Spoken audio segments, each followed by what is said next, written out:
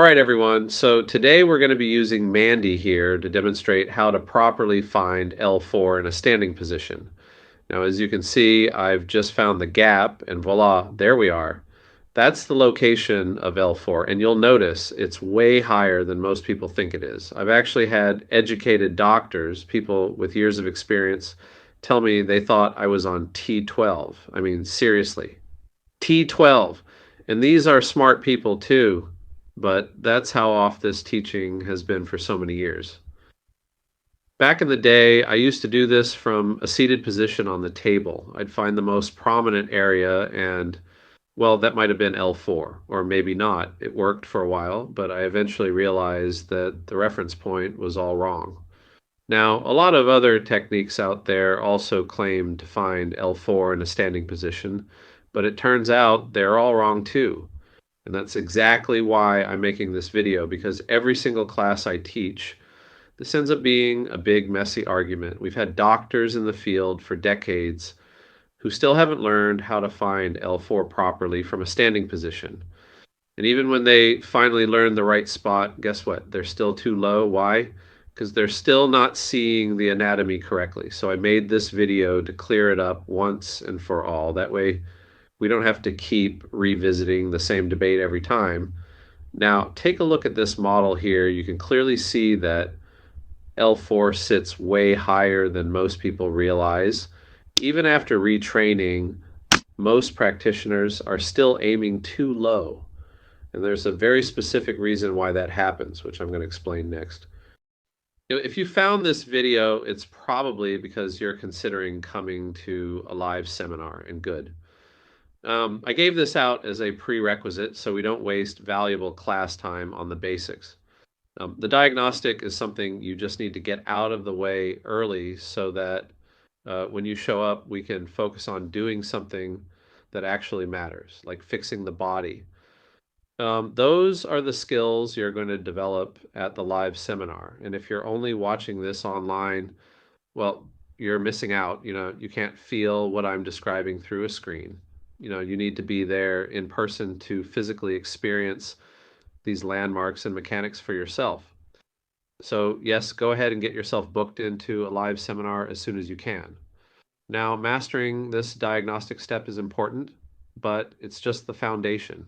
The real work and the real transformation happens when you learn how to actually correct the lumbar spine. No, that's where everything changes, especially if you've spent years pushing inward on lumbar spines. This is going to be a complete paradigm shift for you. Most practitioners can't even believe what they're seeing once they realize how the body truly works. And even less can believe what they've been doing to their patients all these years. But that's why you're here, to see the truth for yourself. The amount of time you've been doing something wrong doesn't somehow make it right. You could be a world-class expert at being completely off. Time doesn't fix that. It just makes you faster at repeating the same mistake with more confidence. What I'm really teaching here is simply the correct positioning of things, something almost everyone seems to get wrong. And when that foundation is off, it's inevitable that the treatment application and all the after effects people observe will lead them further in the wrong direction. Let's be honest. When your foundation is wrong, your conclusions will be too. It's like following a broken compass. No matter how focused or determined you are, you're still moving deeper into confusion, building elaborate theories about physiology that don't match reality. That's how outcome bias takes hold. You start justifying harmful results as somehow necessary, all because the base alignment was never correct to begin with, but it becomes harder and harder to even get to the part where I show people how to do things the right way. This is because people will start defending the damage they cause, calling it necessary, saying it made a few people feel better, and justifying the reason bad reactions occur. And they mistake this repetition for wisdom. But distortion, no matter how long it's practiced, never becomes truth. If you're truly trying to learn how to fix the body correctly, It's not about adding more. It's about subtracting the noise, subtracting the bad habits, subtracting the unnecessary manipulations piled on top of each other to fix the mistakes of the last manipulation. How many times can you keep whacking on the same part of the spine before it clicks that maybe, just maybe, the misalignments are being caused by you or by your lack of anatomical positioning? And when problems inevitably get worse, what happens? Practitioners start adding extra steps, flashy tricks, and new maneuvers, desperately trying to correct the problems they unknowingly created in the first place. It's like watching someone patch a leaky roof by building a new house on top of the old one. They're stacking countermeasures on top of countermeasures because their entire anatomy map and their concept of what a correction movement actually is wrong. And when one piece of that system is off, the entire body's balance spirals into chaos. Nature, as it turns out, is brutally demanding. It doesn't care about your credentials, how long you've been practicing, or how confident you sound explaining your method. If it's wrong, it's wrong. The beautiful thing is, the more accurate you become, the less you actually have to do. That's why you see some practitioners basically throwing the entire kitchen sink of techniques at their clients' bodies. They're not treating the person, they're trying to make sense of their own broken blueprint, their internal map of where things are, how they move, and what direction correction needs to happen in. It's all off. The result, chaos, overwork, frustration. The harder they try, the worse it gets because they're fighting against nature instead of working with it. And this model that worked in the past, completely misleading.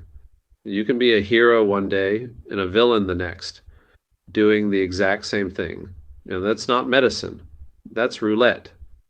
Treating random reactions as valid scientific data isn't just wrong, it's ridiculous. Think about it. Just because you punched a healthy person in the head and they said it made them feel euphoric doesn't make it therapy. Try that same punch on your grandma, and congratulations, you've now invented a concussion. Yet so many techniques operate under this same flawed logic. And these methods should be classified as high context sports, not valid physical medicine. Sure, they get results in certain body types, but that doesn't make them correct. The truth is simple. If a technique is bad for one body type, it's bad for everyone. Period. Unfortunately, most of the popular ones fall into that category. They just have the wrong blueprint. Don't take it personally. It's not your fault. There's been a lot of miseducation out there. We're not living in a medical utopia where every technique is grounded in real science. Most of what's been taught up until now is still theory, and most of it is about to become obsolete. And the faster you adapt, the less damage you'll do. Oh, and the body doesn't need drama, it needs precision. And so fixing it is actually much more straightforward than people realize. If you start with the right positioning, get that part right, and the next step will be clear. Get it wrong, and you'll spend your career patching holes in a sinking ship. Past getting the positioning right, then you will need to learn how to accomplish true correction movement and not just the assumption of correction movement. It's not easy to see as there are reactions the body can deploy even when things are being pushed the wrong way. Okay, so when you're looking at the lumbar spine and you're trying to find the location of L4, of course you're going to have to use landmarks, and it's these landmarks that are kind of misunderstood when you're actually looking at a real body.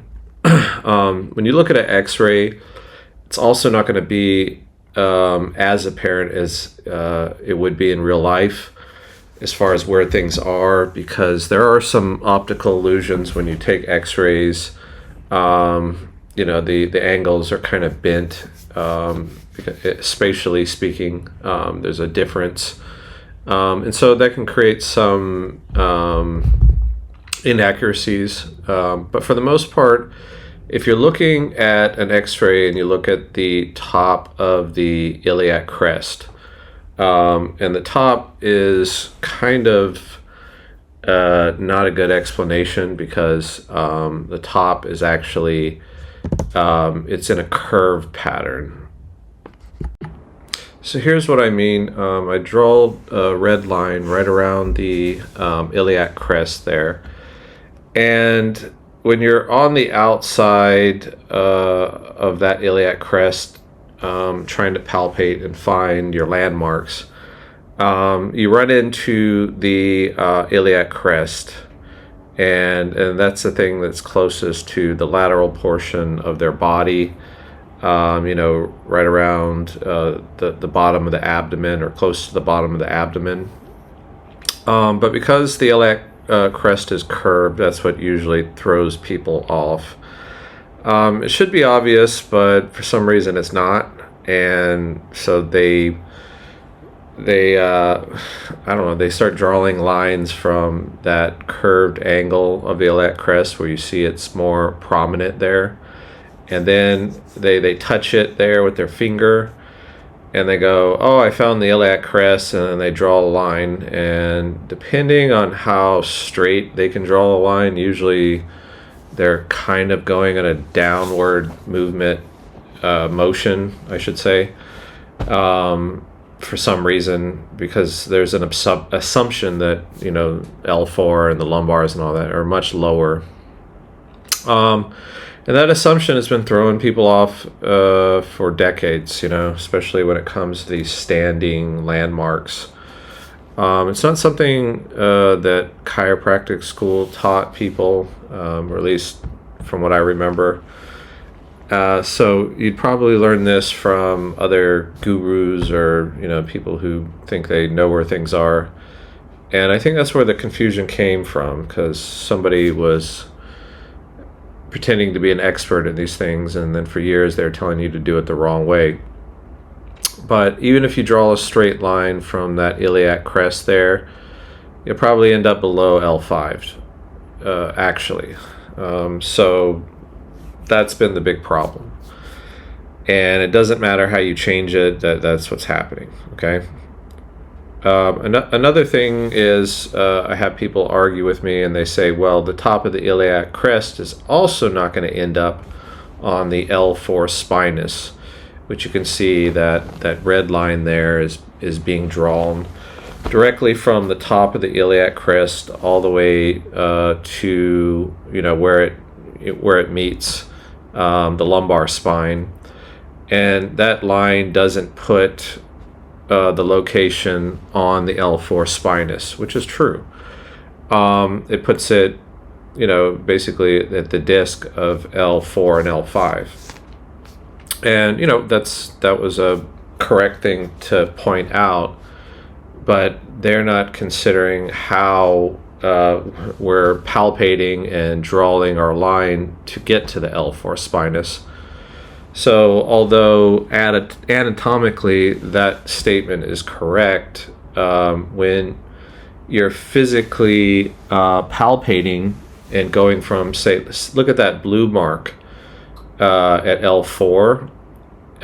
If you put your finger there and you go up to L3, the other blue mark of that the spinous of L3, that's only a finger width apart. So it's easy to get there, okay? So what that means is if you're putting your finger directly on top, not on the side, actually touching the side of the bone, but directly on top of the iliac crest, the width of your finger is high enough to get it when you draw a line later on straight across, that you will end up on L4, because your finger being on top, placed directly on top, nowhere else, just directly on the most superior part of the iliac crest, which in some people's bodies you can get onto it, or at least get a piece of it. Other bodies it's a little bit more difficult. The muscles could be tight, or maybe they could be, heavier, and maybe it's a little bit more difficult. Regardless, there's some other tricks I can teach you. I teach them on the online seminar, and I also teach it at the live seminar. That can help you even if their muscles are tight, or if they're heavier weighted, to actually find the top of the iliac crest. Okay, it's hard to do here in this example, but there's a way to do it, and it works accurately, and you can get on the L4 spinous every single time. And the way that that's possible, that finger width right there, the very unusual thing about that, if you look at, I don't know, skeletal models or anatomy books, if you place your finger directly on the iliac crest, and you're able to get your finger up on the top ledge of the iliac crest, and you press down, so that you're on the bone on the very top. If you rotate your finger tip superiorly, so at first your fingertip was touching on that iliac crest ledge, and then you rotate it directly straight up, so superior, and then you push pressure up, you'll realize right above it is the bottom of the rib cage. And then you kind of go, well, that's pretty sandwiched together. And so when you draw your line, see how I got that arrow there? You draw your line, you get to the L4 spinous process.